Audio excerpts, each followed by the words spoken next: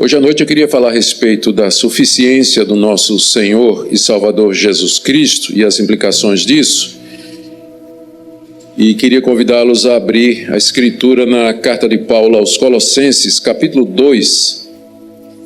Nós iremos do verso 8 até o final do capítulo, até o verso 23.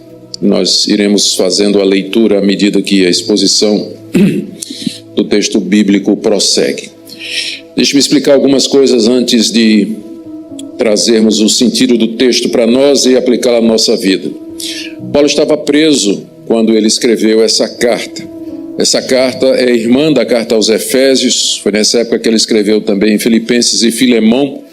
Tudo indica que a prisão era a prisão em Roma, enquanto ele esperava o primeiro julgamento pelo imperador. Havia sido acusado pelos judeus de ser um inimigo político do César e uma série de outras acusações que os judeus costumavam fazer contra os primeiros cristãos. E por isso, depois de ter apelado para César, Paulo estava ali em Roma aguardando julgamento. E enquanto lá, ele recebe a visita de um obreiro de Colossos. Paulo não é o fundador da cidade de Colossos, era uma cidade à beira-mar, era uma cidade cosmopolita, era uma cidade conhecida por uma estátua muito grande, que se tornou referência no mundo antigo de arte, de arquitetura, de beleza. E um discípulo de Paulo, que provavelmente se converteu em Éfeso, que não é longe de Colossos, fica ali naquela mesma região, aquela meia-lua das 7 igrejas do Apocalipse, ali na Ásia Menor. Alguém que se converteu durante o ministério de Paulo, provavelmente Epáfras, que é a pessoa que veio visitar Paulo. Ele vai para Colossos, prega o evangelho e começa uma igreja ali. E naturalmente se correspondia com o apóstolo Paulo, tinha no Apóstolos dos Gentios o seu referencial, e sabendo que ele estava preso em Roma e tendo uma série de necessidades da igreja, ele faz a longa viagem de lá da Ásia Menor até a Itália para visitar o apóstolo Paulo, trazendo recomendações da igreja, trazendo questões e um pedido de ajuda para que pudesse enfrentar uma heresia que estava se infiltrando na cidade. Essa heresia que estava se infiltrando na cidade é tão estranha e tão diferente, ela só aparece aqui na carta aos Colossenses. E por isso, pela sua particularidade, ela ficou conhecida como heresia de Colossos. Havia outras heresias no primeiro século, pode ter certeza disso.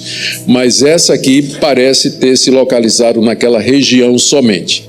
Era uma mistura de conceitos cristãos com ideias do gnosticismo, com o legalismo judaico, também o ascetismo, um pouco do dualismo grego. Era uma verdadeira salada, né, teológica. E os seus defensores se apresentavam como trazendo novas revelações que foram dadas através, ou por mão de anjos, ou através de sonhos e visões, e que através delas as pessoas poderiam chegar a um conhecimento mais profundo a respeito de Deus. Os cristãos poderiam chegar a um conhecimento mais profundo a respeito de Deus e encontrar plena satisfação e plena realização aqui nesse mundo. Então, por um lado, teoricamente, ela tinha esses elementos cristãos e o legalismo judaico e a ideologia do gnosticismo, ou do dualismo grego, e por outro, na prática, exigia a abstenção de uma série de coisas que a gente chama de ascetismo, como um método de poder se chegar até Deus, um caminho para mortificar o corpo e assim poder ascender, subir até a presença de Deus. O apóstolo Paulo escreve então essa carta com o objetivo de combater essa heresia. E no primeiro capítulo até o último a gente encontra traços desse pensamento aqui refletido. E Paulo, apesar desse movimento herético, ele ser multifacetado, ele vem em várias frentes, o apóstolo Paulo tem uma resposta só, e é a suficiência de Cristo. Nós que temos a Jesus, nós não precisamos de nada do que esses heréticos estão oferecendo, porque tudo que eles estão oferecendo, nós já temos gratuitamente na pessoa de Cristo. E que, portanto, satisfeitos em Cristo, realizados em Cristo, nós não temos necessidade dessas perspectivas ou dessas propostas que eram apresentadas por aqueles sonhadores, por aqueles loucos teológicos. Eu creio que essa carta é extremamente importante para nós hoje, uma vez que essa heresia, os seus diversos aspectos, eles não morreram através da história da igreja. Eles permaneceram de uma forma ou outra, ou dentro da igreja cristã, ou do lado de fora, na periferia, tentando alcançar algum espaço. E isso afetando a vida das comunidades, a vida de pensadores, a prática, o culto, a vida das pessoas, a maneira como elas se relacionam aqui nesse mundo, se relacionam com a cultura, como é que elas se divertem e assim por diante. Então, é na certeza de que essa passagem é tão relevante hoje, como foi no dia, ou nos dias em que Paulo escreveu, que eu queria trazer nessa noite, para que nós, mais uma vez, refletíssemos sobre a grandeza do nosso Salvador, a plenitude que nós temos nele, e que estejamos vacinados, alertas e avisados contra essas alternativas que são apresentadas aí e que nada mais são do que falsificações do verdadeiro Evangelho.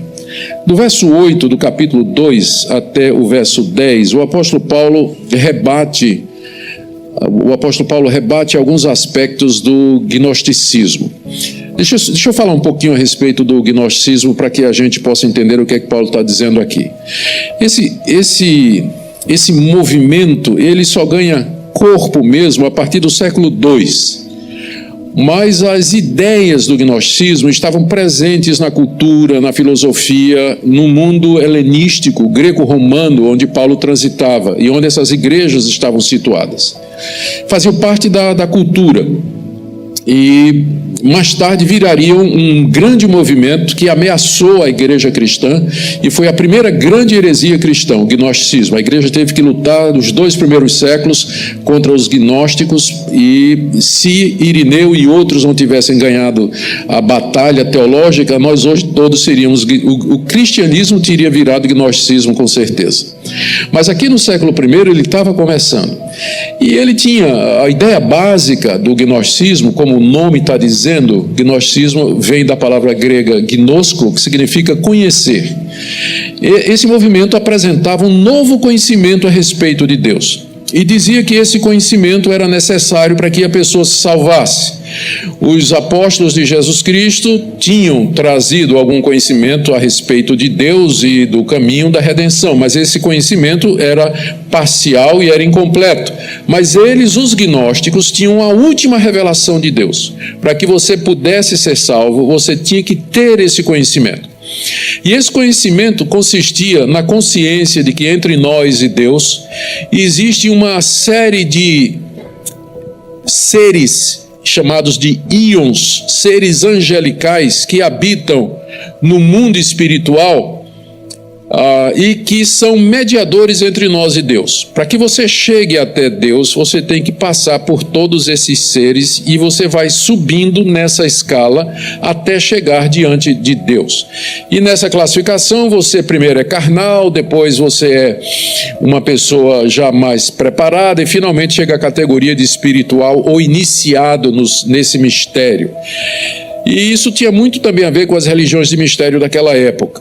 Essa ideia ela era muito baseada na filosofia platônica. A essa altura já era neoplatonismo, não é?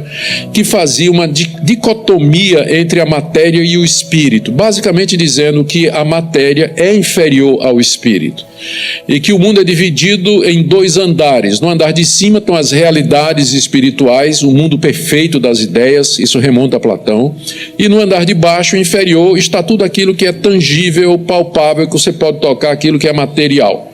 Então, dessa perspectiva, a ideia da encarnação, de que Deus, que é espírito, tenha se feito carne, que é matéria e está no andar de baixo, é absurdo. E foi essa a reação dos filósofos gregos, platonistas lá no Areópago, quando Paulo começou a falar a respeito do Cristo e da ressurreição de mortos. Dessa perspectiva, a ressurreição de mortos é um absurdo. Por que Deus iria ressuscitar corpos se Deus é espírito e o espírito é superior à matéria? Então, essa ideia da superioridade do espírito sobre a matéria, que inviabilizava a encarnação de Cristo e a doutrina da ressurreição. Lembre que lá na igreja de Corinto tinha um grupo que negava a ressurreição dos mortos, 1 Coríntios capítulo 15, e que provavelmente era um grupo influenciado por essas ideias gnósticas. Então, essa era uma das características daquilo que o gnosticismo estava dizendo. Eles falavam que Cristo, isso já um pouquinho mais adiante, eles vão dizer que Cristo realmente não tinha um corpo físico, era um corpo ilusório. O que aconteceu foi o Cristo, o Jesus da história, o Jesus físico, o homem, o Cristo divino veio sobre ele na hora do batismo. Aquilo que desceu sobre Cristo sobre Jesus foi o Cristo divino. E quando ele estava na cruz morrendo, o Cristo divino separou-se dele para que ele pudesse morrer. Por isso que ele gritou: meu Deus, por que me desamparasse? Eu estou vendo alguns de vocês balançando a cabeça assim. Gente, eu não concordo com isso não, viu? Eu estou só explicando o que é que os gnósticos estavam dizendo, tá bom? Eu não estou só refutando, tá? Estou só descrevendo, por favor. Então, vou tomar um pouco d'água aqui, minha garganta não aguenta.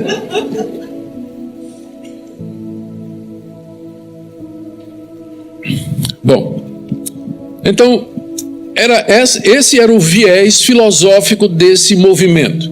Olha o que é que Paulo diz para eles aqui do verso 8 até o verso 10. Cuidado que ninguém vos venha a enredar com sua filosofia e vãs sutilezas, conforme a tradição dos homens, conforme os rudimentos do mundo e não segundo Cristo, porque nele habita corporalmente toda a plenitude da divindade. Também nele estáis aperfeiçoados, ele é o cabeça de todo principado e potestade.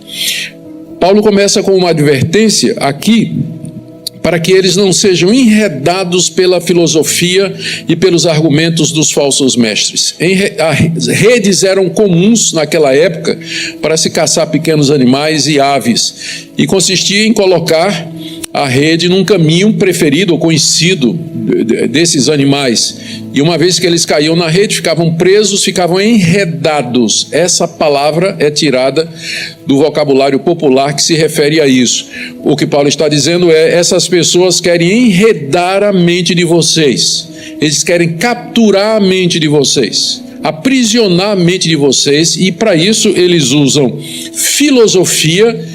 A palavra em si é neutra, ela não tem nenhuma conotação negativa, mas nesse caso, Paulo tem em mente especificamente as ideias que eu já descrevi e que tinham origem nos filósofos gregos e que permeavam o pensamento da época. Então, cuidado que ninguém venha com argumento filosófico fazer uma armadilha ou capturar a mente de vocês com isso que ele chama de vãs sutilezas, sutilezas da lógica, da argumentação, de dizer alguma coisa que parece fazer sentido. E vocês ouviram a descrição breve que eu fiz do gnosticismo? Alguma coisa parece fazer sentido, né? Por exemplo, Deus é espírito. Então, não pode ser, o mundo material não pode ter o mesmo valor diante de Deus. Até hoje essa ideia está presente, né? Faz parte de muitas cosmovisões que existem no mundo hoje, inclusive na cultura ocidental, como a nossa também. Mas essas pessoas usavam argumentações sutis para convencer os cristãos de que a ideia deles, o que eles estavam apresentando, era de fato a verdade. E essa é a técnica, a tática de todo falso mestre, de todo herético. Eles são treinados nisso. Eles são habilidosos em usar a linguagem cristã, mas com outro conteúdo, com outro sentido, para enredar a mente dos cristãos e assim desviá-los da verdade de Deus. Por isso que doutrina é importante. E é por isso que eu acho que é um tiro no pé quando alguns queridos irmãos, eles dizem que o que vale é você ter experiência, você sentir alguma coisa, você ter realmente essas emoções com Deus. Doutrina é uma coisa secundária. Essas pessoas estão facilmente expostas a falsos mestres que, com boa lábia, lógica e argumentação, vão atraí-los para erros e para doutrinas que são completamente avessas ao cristianismo. Nós, é claro, não negamos as experiências, elas são importantes, mas nunca ao ponto de colocá-las em contraponto à doutrina. Nós queremos as duas coisas. Nós queremos ter a teologia correta e a prática correta e a experiência correta. As duas coisas se precisam, elas dependem uma da outra. E a partir daí, sim, terceiro argumento, ele fala filosofia, vãs sutilezas. Ele fala, olha, eles falam da tradição dos homens. Lembra que eu falei que tinha judaísmo no meio? Provavelmente está dizendo, olha, essas ideias você vai encontrar lá em Moisés, lá no Antigo Testamento, apelando para a tradição, né? Os nossos pais faziam isso. Então, tradição é boa enquanto não for contra a verdade, né? Quando a tradição se sobrepõe à verdade da Escritura, ela tem que ser rejeitada. Nunca na igreja se deveria aceitar nada só em nome da antiguidade e da prática dos antigos. Nunca. Tudo tem que ser testado pela palavra de Deus para que possa ser aceito. Conforme, olha ainda no verso 8, os rudimentos do mundo. Essa expressão rudimentos do mundo só aparece aqui em Colossenses, em Gálatas e Efésios. É um termo grego que significa os espíritos elementares e que na linguagem gnóstica se referia a esses anjos que ficavam, esses seres que ficavam entre Deus e os homens. Eles eram chamados de espíritos elementares porque se acreditava que eles habitavam, eles dominavam os elementos, água, fogo, ar, terra, e eles moravam nas estrelas, moravam no sol, moravam em todos os astros celestes, cobrindo esse espaço entre nós e Deus que é chamado de pleroma ou plenitude na linguagem gnóstica. Então Paulo diz, olha, não vem com essa conversa aqui de espíritos rudimentares, não, né? Ou rudimentos do mundo, conforme foi traduzido aqui. Algumas traduções modernas já traduzem melhor, não é? Como se referindo aos espíritos elementares desse mundo. Paulo diz, não vem apelando para isso não, porque isso não tem fundamento não tem fundamento em Cristo. Não está segundo Cristo, final do verso 8. E aí ele dá 3 argumentos baseados na pessoa de Cristo. Primeiro, porquanto, por que é que eles tinham que rejeitar tudo aquilo? Verso 8. Porque, no verso 9, nele, em Cristo, habita corporalmente toda a plenitude da divindade. Isso aqui é frontal ao neoplatonismo, ao dualismo grego e ao gnosticismo de que Deus não pode descer por andar de baixo. Em Cristo, na pessoa de Cristo, pessoa humana, habita, olha a ênfase, corporalmente. É de propósito isso aqui, porque o que estava sendo negado era isso, que Deus teria assumido um corpo. Como é que pode, não é? Sim, em Cristo habita corporalmente toda a plenitude da divindade. Pleroma aqui, a palavra plenitude. Não é uma parte da divindade, mas tudo que Deus está em Cristo corporalmente. Ele é plenamente Deus, Deus feito um de nós. Então, ele já começa refutando, dizendo para os cristãos, rejeitem essas ideias aí, porque em Cristo Deus habita corporalmente, a divindade está plenamente ali. Não ouçam esses homens. Segundo, verso 10, também nele estáis aperfeiçoados, porque essa era a proposta deles. Com esse novo conhecimento, eles seriam aperfeiçoados e chegariam mais próximos de Deus. Não, diz o apóstolo Paulo, nele vocês já estão aperfeiçoados. Vocês já estão. O que é que significa isso? Porque eu certamente não me sinto perfeito. Eu não sei vocês, mas eu não me sinto perfeito. Então, em que sentido Paulo está dizendo isso? É que em Cristo nós já temos tudo o que é necessário para a salvação da culpa dos nossos pecados, para a libertação do poder do pecado sobre nós aqui nesse mundo e, finalmente, para a libertação da presença do pecado no nosso corpo através da ressurreição dos mortos. Cristo tornou tudo isso possível e um dia nós experimentaremos a perfeição que foi introduzida. Então, em posição, em promessa e em certeza, baseado na obra de Cristo e na sua ressurreição, você já pode dizer que em Cristo você já foi aperfeiçoado. Não tem nada que qualquer outra pessoa possa propor que faça de você uma pessoa melhor, fora do que você já conhece. O Evangelho é isso aqui. e ele é de Deus, e ele vem com o objetivo de libertar você do pecado, fazer de você uma nova criatura, ressuscitar você dentre os mortos e lhe dar um novo céu e a nova terra onde habita a justiça. Não existe nada que alguém possa melhorar aqui, nenhuma ideologia, nenhuma proposta, nada que aconteça ou que seja proposto pode ir além do que Deus já nos ofereceu em Cristo Jesus. A razão pela qual eu creio que muitas pessoas que um dia estiveram nas igrejas evangélicas cristãs e saíram para seguir seitas é porque nunca entenderam a redenção, nunca compreenderam o evangelho na sua plenitude e tudo aquilo que Deus nos oferece na pessoa de Cristo Jesus. Nele estáis aperfeiçoados. Vocês não precisam de absolutamente mais nada, diz o apóstolo Paulo.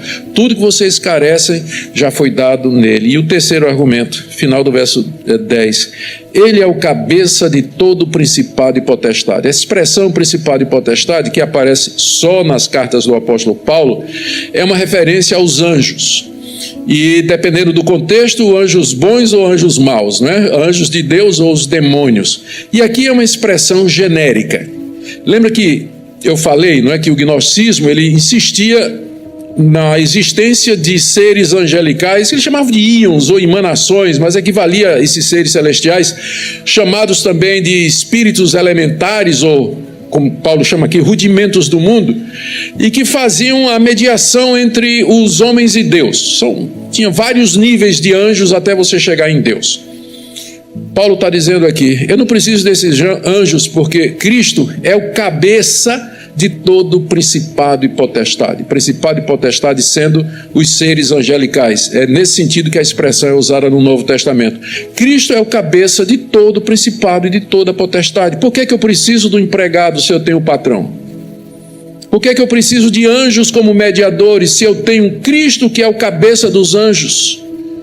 Que é aquele que domina sobre tudo e todos, diante de quem os anjos se curvam e se rendem em adoração, os anjos bons, e os anjos maus, Satanás e sua trupe, fogem aterrorizados.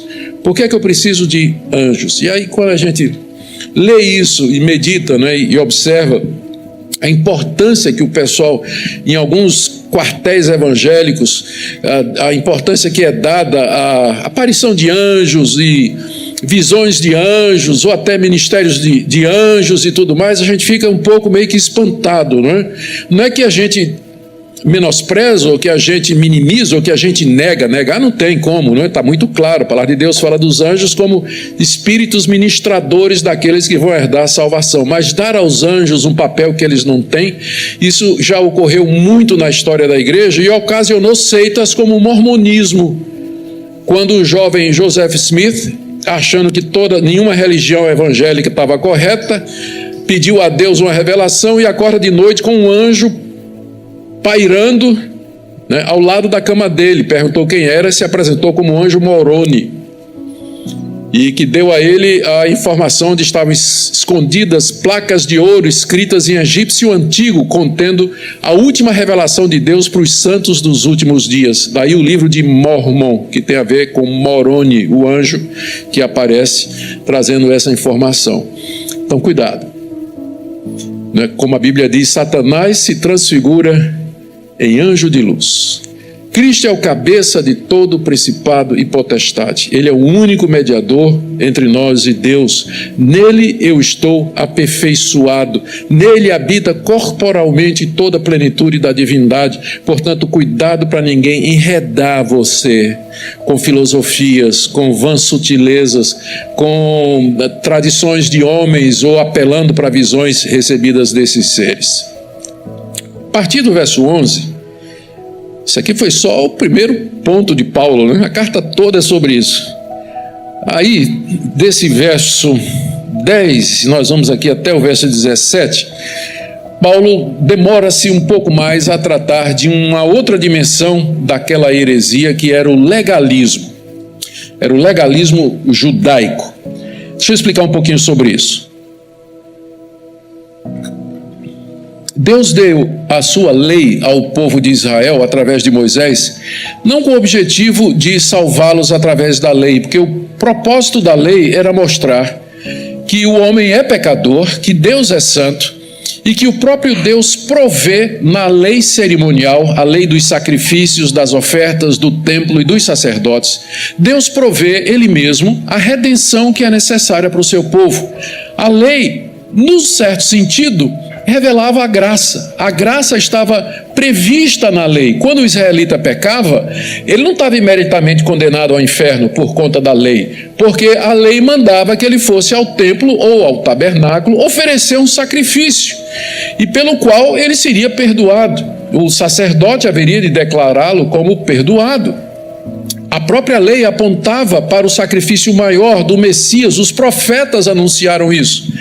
Só que os judeus, depois que eles regressaram do exílio babilônico, cerca de 400, 500 anos depois de Cristo, eles, uma vez que eles criaram as sinagogas como substitutos para o templo, no tempo que eles estavam lá na Babilônia, e o templo estava destruído, e lá na sinagoga eles estudavam muito a lei, valorizavam muito a lei, acabaram fazendo uma equiparação da leitura da lei de Moisés aos sacrifícios.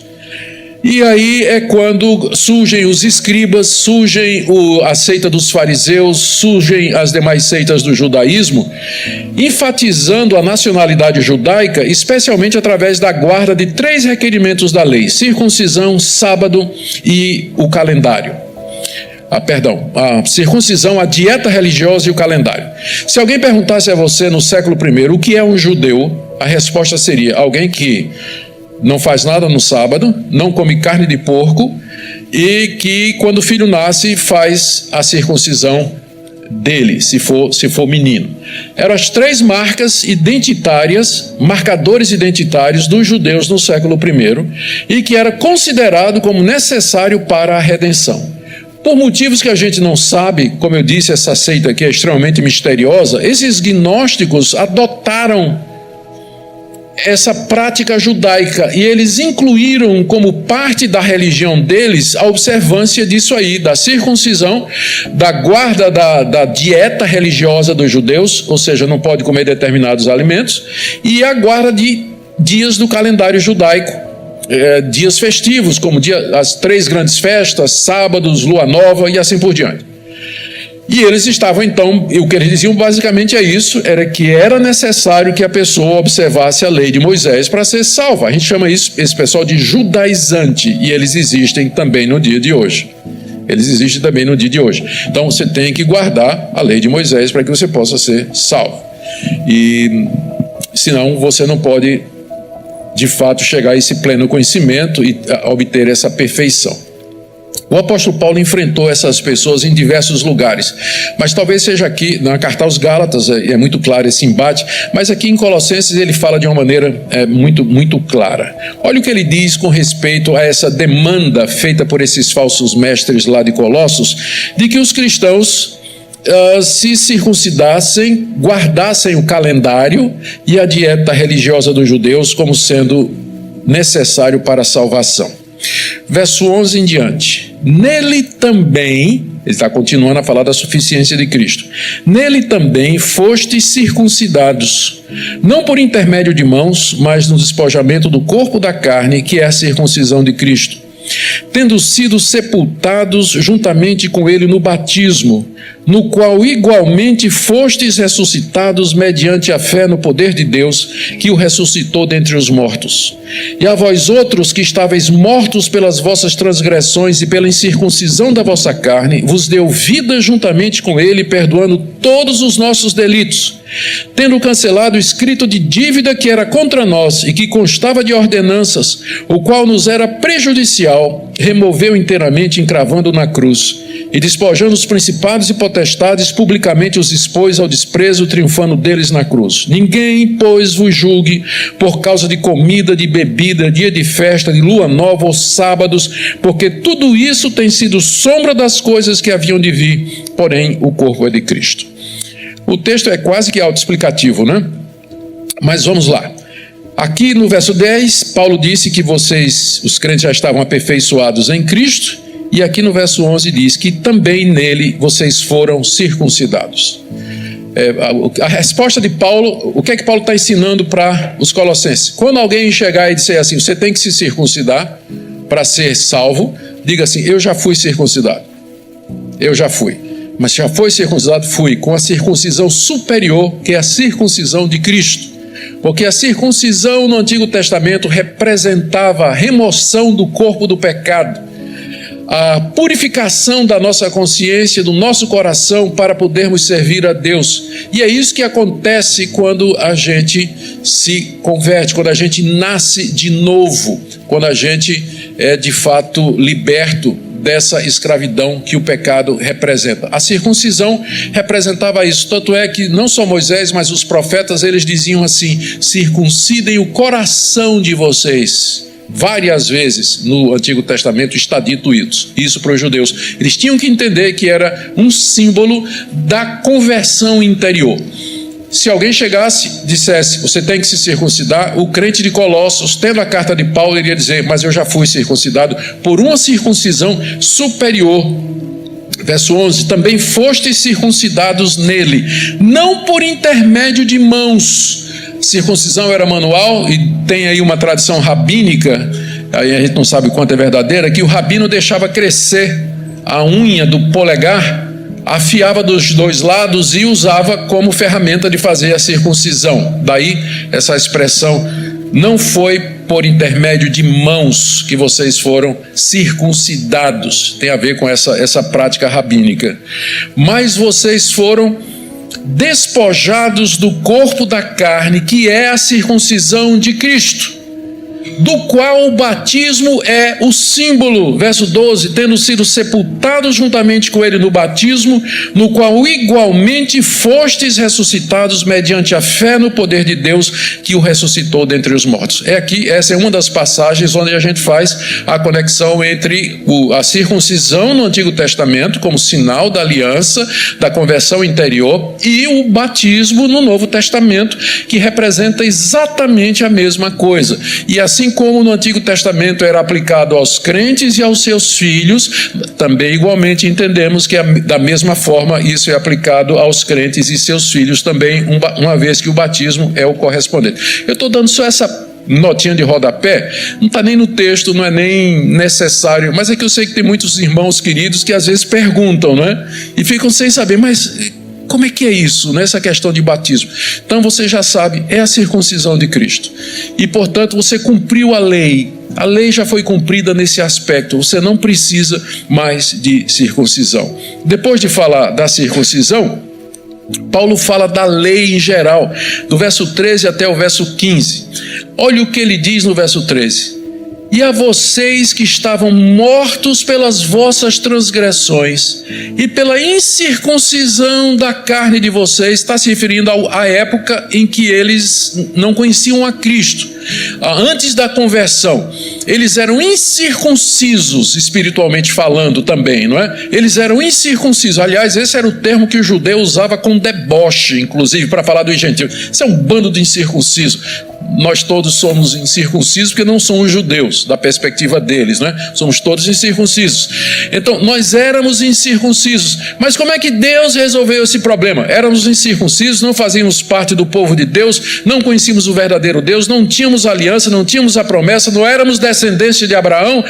Como é que Deus fez isso? Resolveu. Resposta do verso 13. Ele vos deu vida juntamente com Cristo. Não foi nos circuncidar, mas nos dá vida juntamente com Cristo e perdoando todos os nossos delitos. Aquilo que a lei não podia fazer completamente, em Cristo Deus fez completamente. E a circuncisão, o batismo, é símbolo disso. E aí, olha que figura Paulo usa no verso 14. Tendo cancelado o escrito de dívida que era contra nós e que constava de ordenanças, o qual nos era prejudicial, removeu inteiramente, encravando na cruz. Eu não sei se você percebe toda a riqueza do que Paulo está dizendo aqui. Existe um escrito de dívida que nos é contrário. Nós somos devedores a Deus. E isso está escriturado, chama-se escrito de dívida. Que escrito de dívida é esse que contém, Paulo diz aqui, que nos é prejudicial e que consta de ordenanças? os 10 mandamentos, a lei de Deus, é o escrito de dívida que Deus tem contra nós. Sabe por quê? A qualquer momento Ele pode sacar e dizer: você deve todos os 10. Você quebrou todos os 10 por pensamento, palavras e obras. Desde que você nasceu até o dia de hoje, você é um transgressor da lei, portanto você me deve. Aqui está o escrito de dívida que eu tenho contra você, que lhe é prejudicial e que consta das minhas ordenanças. Mas sabe o que é que eu vou fazer com ele? Ele encravou na cruz aqueles pregos que atravessaram as mãos de Cristo e os seus pés, também prenderam a lei de Deus na cruz, por assim dizer. E Deus escreveu com sangue: pago. Foi cancelado, olha, removeu inteiramente, encravando na cruz. O escrito de dívida que era contra nós foi cravado na cruz e foi cancelado. Qual é a seita? Qual é a ideia? Qual é a filosofia? Qual é a obra humana? Qual a atividade que nós podemos fazer que obtenha um efeito desse?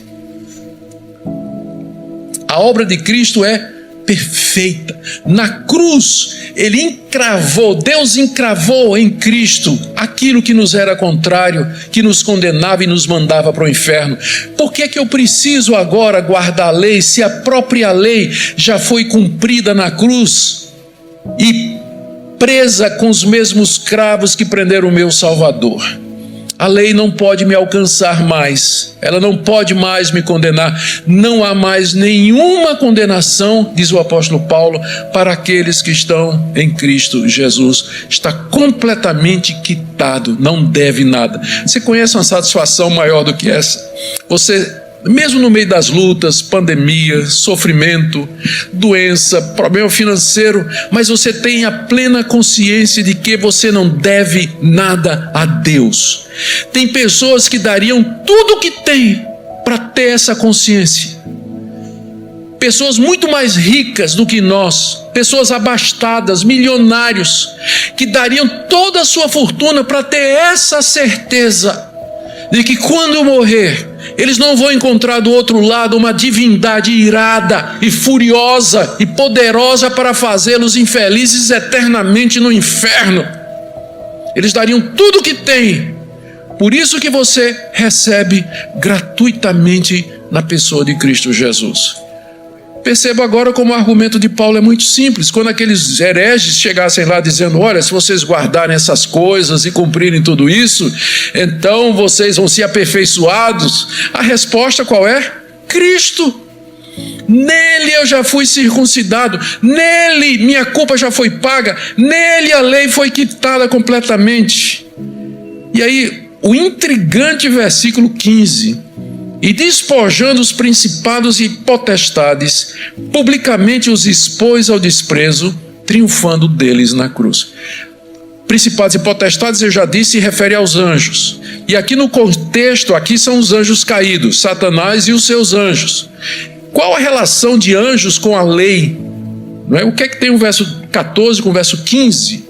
A gente sempre fica lendo e perguntando, qual é a lógica de Paulo, né? O que é que ele está fazendo aqui? A lógica parece ser a seguinte: ele vai dizer no final do capítulo 15 de 1 Coríntios que a força do pecado é a lei. O salário do pecado é a morte, ele diz em Romanos 3. E ele chama, Satanás é chamado no Novo Testamento de o acusador dos irmãos. Mas se não tivesse uma lei que nós quebramos, Satanás não tinha de que nos acusar. Então a pessoa que esfrega o escrito de dívida, por assim dizer, diante de Deus, né, na nossa cara e passa diante de Deus, é o próprio diabo, que é chamado o acusador dos irmãos. E ele nos acusa diante de Deus pelos pecados que nós verdadeiramente cometemos. Então a força de Satanás era exatamente essa, que ele podia chegar diante de Deus, como ele fez com o Jó, e fazer acusações e fazer condenações e demandar a morte. Mas agora que a lei foi cumprida, que ela foi encravada na cruz, Satanás foi desarmado. Veja esse verso comigo. Diz que no verso 15, que Cristo despojando os principados e potestades. Se você tem, por exemplo, a NVI, ou a Nova Tradução na Linguagem de Hoje, ou a Nova Versão Transformadora, você vai ver que já traduziu não como despojando, mas desarmando. Ou então colocou essa tradução como possibilidade aí na nota de rodapé, porque é exatamente isso que significa. A figura é tirada do campo de batalha. Quando um guerreiro vencia outro em combate, e aí então despojava o vencido, tirava o seu escudo, sua armadura, sua espada, seu capacete, sua lança, seu arco, em outras palavras, desarmava o soldado vencido, tirando todos os seus apetrechos de guerra. Na cruz do Calvário, quando Cristo morre para cumprir a lei, ele desarma os principados e potestades. Ele tira o poder e a força de Satanás de acusar e condenar o povo de Deus, uma vez que Cristo cumpriu plenamente tudo aquilo que a lei demanda. Então, nesse sentido, existe uma diferença entre a atuação do diabo hoje, depois da morte de Cristo, e antes, que às vezes a gente se refere como amarrado, ou que ele foi destruído, outras expressões que aparecem no Novo Testamento, que são usadas pelos autores bíblicos, inclusive Jesus. Por exemplo, lá em João capítulo 12, Jesus disse assim: agora será expulso o príncipe desse mundo, se referindo ao momento em que ele seria levantado na cruz. Em Hebreus capítulo 4, o autor de Hebreus diz assim, que Cristo por sua morte destruiu aquele que tem o poder da morte, a saber, o diabo. Lá em Marcos capítulo 3, se não me engano, se não for 3 é 2, ele conta a parábola do homem valente e diz que ninguém pode entrar na casa do homem valente sem primeiro amarrar o homem valente, e só então lhe saqueia os bens. A mesma figura que é usada em Apocalipse, quando diz que desceu do céu um anjo que amarrou Satanás para que não enganasse mais as nações. Você já viu aqueles carros, aqueles irmãozinhos que colocam um plástico assim no vidro traseiro do carro dizendo, está amarrado? Já viu? Teologia perfeita. Está amarrado há 2000 anos. Está amarrado há 2000 anos. O que é que isso significa? Que Satanás deixou de agir no mundo? Não. Significa que ele está preso e não pode fazer nada? De jeito nenhum. A palavra de Deus nos diz, cuidado, é como um leão que ruge procurando alguém para devorar. Mas significa que a morte de Cristo impôs a Satanás uma ferida decisiva nessa batalha, e que ele não pode mais enganar as nações, condenar o povo de Deus, impedir que o evangelho vá ao mundo todo, porque isso, Paulo está dizendo aqui, aconteceu quando Cristo despojou os principados e potestades na cruz, publicamente os expôs ao desprezo, triunfando deles na cruz. Quando um general ou quando um capitão ele vencia uma batalha e ele voltava para a sua vila, na sua cidade, ele era recebido com uma festa, né? O pessoal, ele entrava em parada, né, pela via principal, e a multidão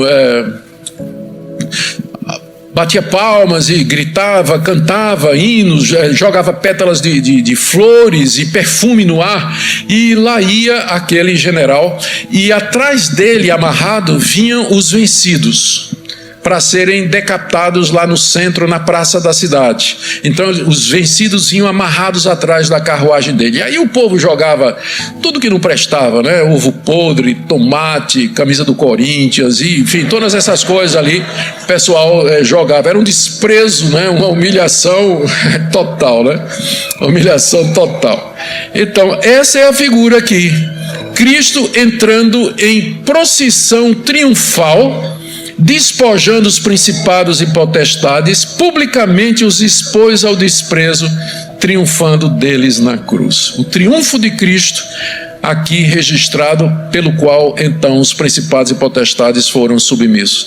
E aí vem a questão, não é? Como é que eu venço os principados e potestades? Como é que eu luto? Como é que é essa batalha espiritual que o pessoal tanto fala aí? A batalha espiritual bíblica, ela já foi vencida. O que nós temos que fazer é ficar firmes na nossa posição, resistir ao inimigo que já está vencido e nos apegar àquele que é o Senhor e capitão da nossa fé, o Senhor Jesus Cristo, e continuar firmes nessa luta. Nele nós estamos completos. Conclusão de Paulo no verso 16 e 17. Ninguém, pois, vos julgue por causa de comida e bebida, que eram as leis dietárias do Antigo Testamento, que proibia comer isso, não pode comer aquilo outro. Ninguém julgue vocês por causa de comida e bebida, por dia de festa, lua nova ou sábado, que era o calendário religioso. As 3 grandes festas judaicas, o dia de lua nova e a guarda dos sábados. Então Paulo diz: ninguém chegue aí na igreja de vocês e julgue vocês dizendo: vocês vão para o inferno porque vocês não guardam a lei de Moisés. Que ninguém julgue, não se deixem julgar e intimidar por esses falsos mestres, porque em Cristo a lei já foi cumprida, vocês estão circuncidados, aperfeiçoados, a dívida foi paga. Todos esses argumentos que eu usei aqui. E olha como é que ele diz aqui o raciocínio, no verso 17. Porque tudo isso, as leis dietárias, o calendário religioso e o sábado, tudo isso tem sido sombra das coisas que haviam de vir. Porém, o corpo é de Cristo. Mais uma vez, a pessoa de Cristo. Como entender essa passagem aqui? Imagine que eu estou aqui e tem uma luz bem forte atrás de mim, um holofote aqui. E o pastor Lucas, o reverendo Lucas, se aproxima de mim por detrás. E eu não conheço ele, mas eu vejo pela sombra que o corpo dele projeta que tem uma pessoa se aproximando de mim. Estou vendo a sombra ali. E à medida que ele vai se aproximando, a sombra vai ficando mais nítida, até que finalmente ele passa pela minha frente e fica diante de mim. E agora eu vejo claramente, posso distinguir quem é. Enquanto ele estava vindo e que a sombra dele era projetada, eu via os contornos, eu não via com clareza, não tinha todos os detalhes, mas depois que ele passou e está na minha frente, o corpo que projetava a sombra, ele agora reflete a perfeição e o detalhe da sua imagem. A sombra agora é desnecessária. O que Paulo está dizendo é que as leis, sábado, circuncisão, dia de festa, das 3 festas judaicas, as regras de comida e bebida, era tudo a sombra que o corpo de Cristo lançava quando ele vinha caminhando no Antigo Testamento. Cristo estava caminhando e lançava uma sombra, e agora que ele chegou, ele encarnou, viveu entre nós, morreu e ressuscitou. Eu não preciso mais da sombra. O Antigo Testamento é sombra, o Novo é o corpo que jogava essa sombra. Cristo já veio, eu não preciso da sombra. Portanto, ninguém julgue você dizendo: você vai para o inferno porque ele está comendo isso, porque você está comendo isso, você vai para o inferno porque você não está guardando esse dia, porque você não está fazendo isso, e etc. Tudo isso é sombra. E o corpo, porém, a imagem perfeita é Cristo. Mais uma vez a resposta de Paulo às demandas dos sectários é a pessoa de Cristo Jesus. Que bênção viver sob o Evangelho, viver debaixo da graça, na liberdade de Cristo, não para fazer o mal, mas para servir a Deus de coração e para servir aos irmãos. Vamos agora rapidamente para os 2 últimos pontos, que eu sei que meu tempo já avança e eu não quero prender muito os irmãos.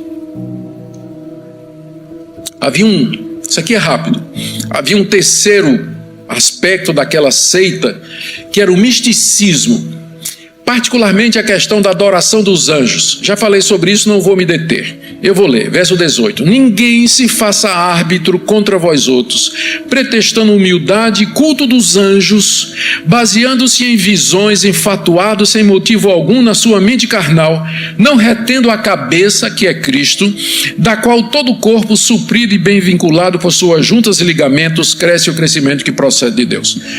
A gente fica perguntando qual era a autoridade que aqueles sectários, aqueles falsos mestres invocavam para poder trazer esses ensinos que são tão contrários ao ensino apostólico. A resposta é sonhos e visões. Eles chegavam dizendo: Deus me falou, eu tive uma visão, Deus me apareceu, Deus me disse. Ora, se Deus apareceu, se Deus falou e se Deus disse, então não resta contestação. Porque se é de Deus, nos resta ouvir e obedecer. Então, a maior autoridade que alguém pode invocar no âmbito religioso da cristandade é dizer que ela recebeu uma revelação de Deus, uma ordem de Deus, que Deus lhe apareceu e revelou alguma coisa.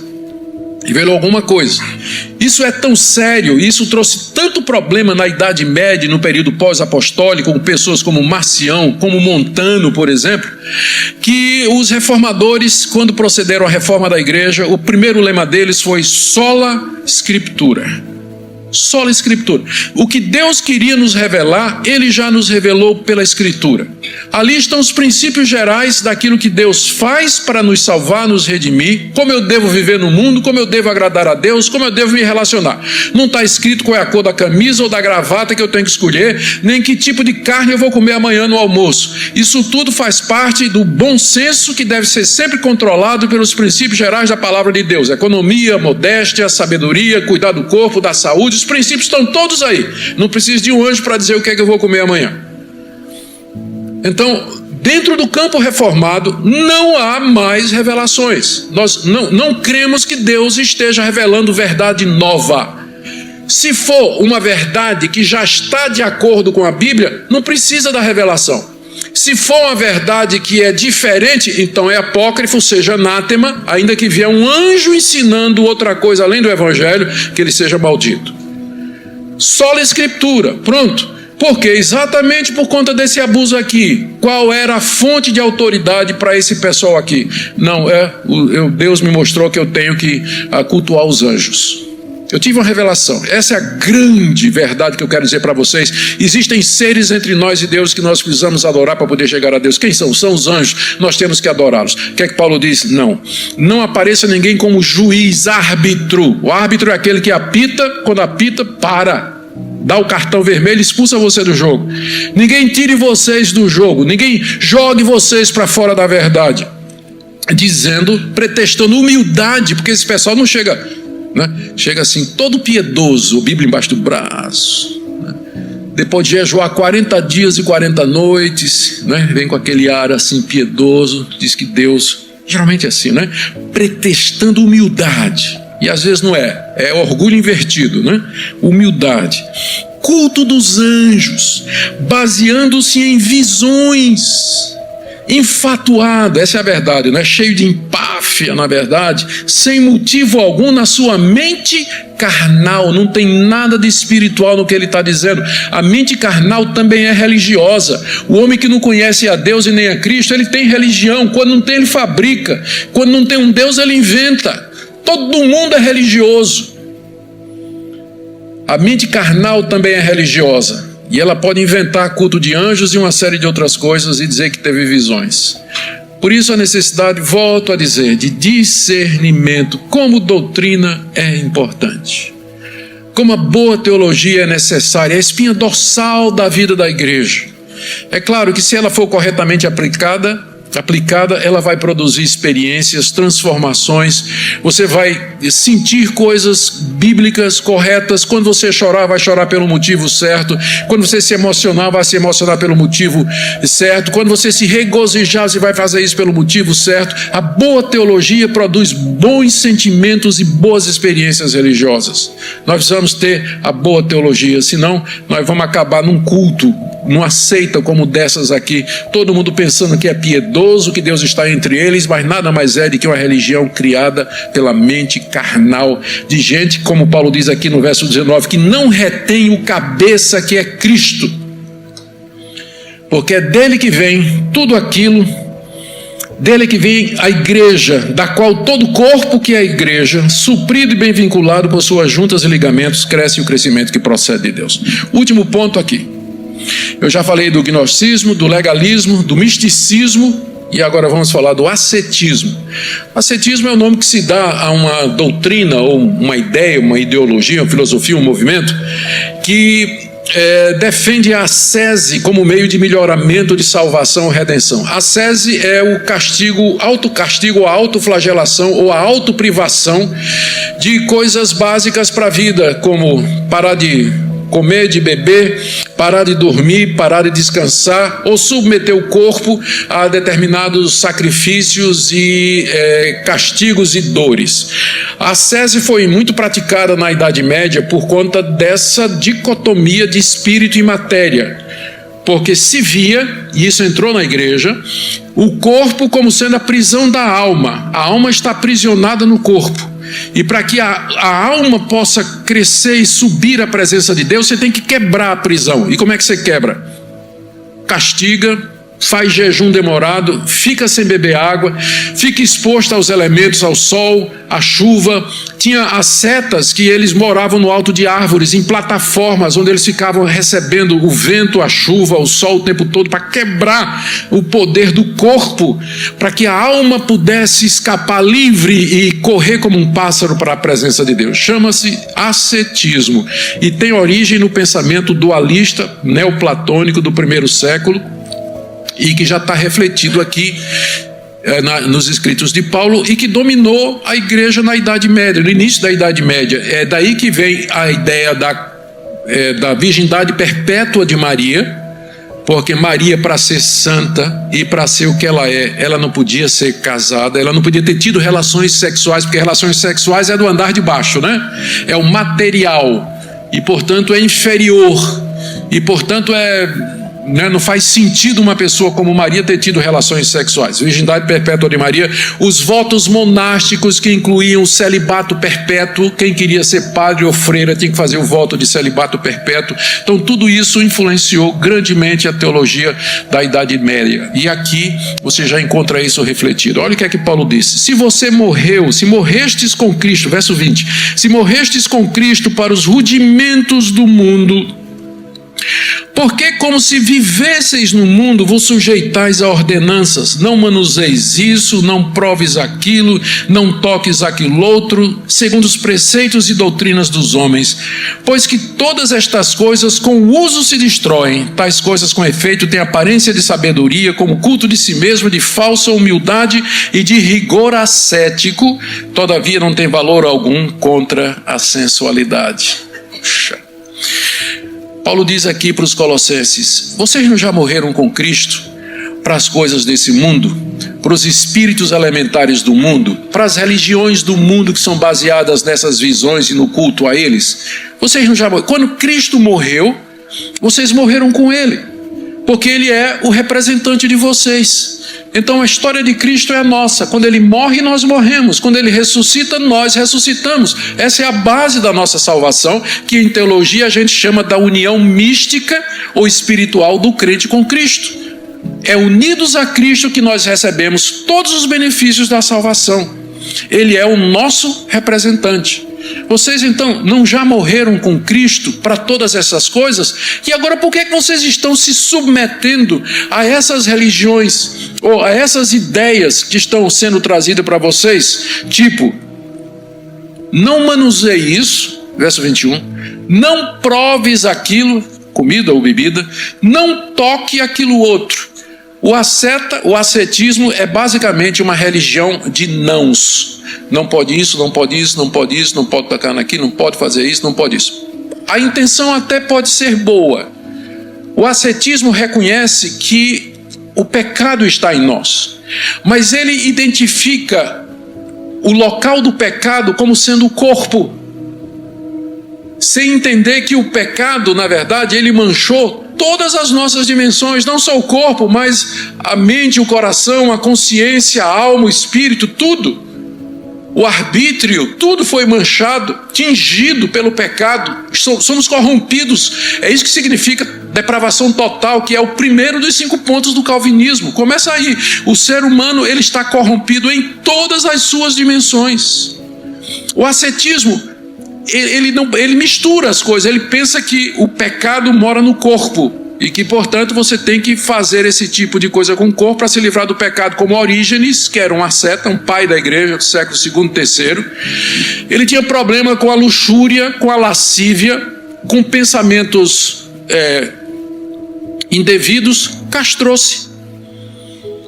Achou que o problema era físico, né? Deve ter tido uma surpresa, né? Quando verificou que o problema é aqui, né? O problema é aqui.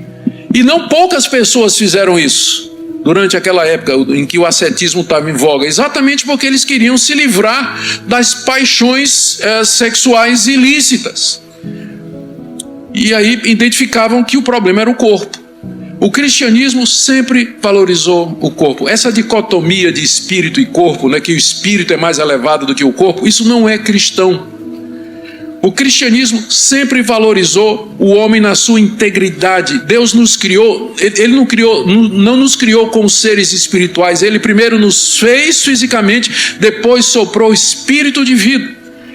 A salvação inclui o nosso corpo. A ressurreição dos mortos é a etapa final da nossa salvação, quando Deus vai redimir o nosso corpo. Primeiro, agora, nossa alma ou espírito, como você quiser chamar, né, na morte, sendo em Cristo perdoado e salvo e justificado, isso que nós falamos aqui, já entra na presença de Deus, aguardando a ressurreição dos mortos. É por isso que é chamado de estado intermediário, porque o estado final é só quando Cristo vier e tiver a ressurreição dos mortos. O cristianismo sempre enfatizou isso, o judaísmo também. A revelação de Deus no Antigo Testamento também falava disso. Não tinha essa dicotomia entra com o platonismo, o neoplatonismo, que no século I dominava o mundo helenista e que entrou na igreja e trouxe esses efeitos maléficos até o dia de hoje, para muita gente. Hoje em dia já não tanto, né? Mas teve uma época que ninguém falava dessas coisas na igreja, né? Não, é um negócio extremamente reservado, e o cristianismo era visto como uma coisa assim totalmente espiritual, só cuidar da alma e tudo mais. Graças a Deus que à medida que a gente vai descobrindo mais da teologia reformada, a gente vai vendo a importância que a Bíblia dá à questão física também. Então, isso de você se santificar através de um sistema em que você nega o que é lícito, o que Deus permitiu, isso não é bíblico. Ascetismo não é bíblico. Isso, Paulo diz no verso 22, é segundo os preceitos e doutrinas dos homens. Os homens é que ficam inventando esse tipo de coisa, porque todas estas coisas com o uso se destroem. O problema é a carne de porco que não pode comer. Eu resolvo isso agora, eu como, destruiu, acabou o problema. Com o uso se destrói. Paulo está dizendo, não sou eu não. Essas coisas com o uso se destroem. Se o problema é esse, vamos resolver, vamos comer, né? Que aí a coisa é destruída já de vez, o problema desapareceu. Ironia de Paulo aqui. Essas coisas, verso 23, elas têm aparência de sabedoria como culto de si mesmo, porque no fim, sabe o que é isso? A pessoa está se cultuando. Não está cultuando a Deus, porque o culto a Deus é conforme Deus diz. Quem inventa essas coisas, na verdade, é culto a si mesmo. É culto a si mesmo. Falsa humildade e rigor ascético. E veja a última expressão. Todavia não tem valor algum contra a sensualidade. Você pode parar de comer, beber, você pode jejuar o que você quiser. Jejuar faz bem, tem gente que nós precisamos fazer isso mais, inclusive. Você pode ficar sem beber, sem comer, você pode ficar sem dormir, você pode fazer tudo que você quiser para castigar seu corpo, não vai adiantar 1 milímetro contra o desejo sexual irrefreado do seu coração. A lascívia do seu coração não vai embora através de métodos humanos. Só tem uma coisa que tira a lascívia do seu coração, e que Paulo já mencionou no verso 20. Vocês morreram com Cristo. A nossa união com Cristo, a morte para o pecado, é daí que a gente tira a força para dizer não ao pecado, porque nós por nós mesmos não temos essa força.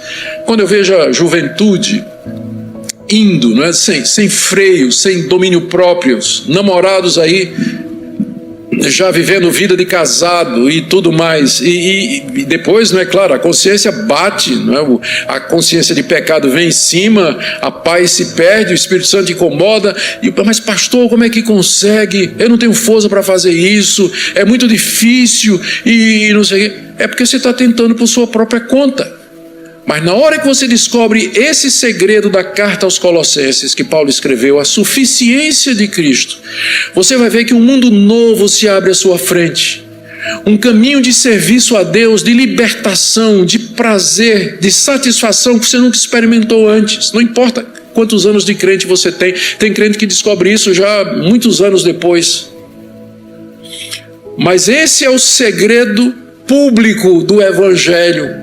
Cristo, a sua pessoa e sua obra completa. Quando você entende isso, se apodera disso pela fé, você então, satisfeito em Cristo, você não vai atrás dessas migalhas, dessas bolotas que são servidas aí no mundo e que não trazem satisfação real. Queira Deus aplicar essa palavra no seu coração, meu irmão, minha irmã, e que o Senhor Jesus triunfe no seu coração sobre os ídolos, as ideias humanas, que você encontre nele satisfação plena e poder para viver uma vida santa. É isso que o apóstolo Paulo queria que os colossenses fizessem, e com certeza é isso que os seus pastores desejam também, que você viva dessa forma. Amém? Deus abençoe.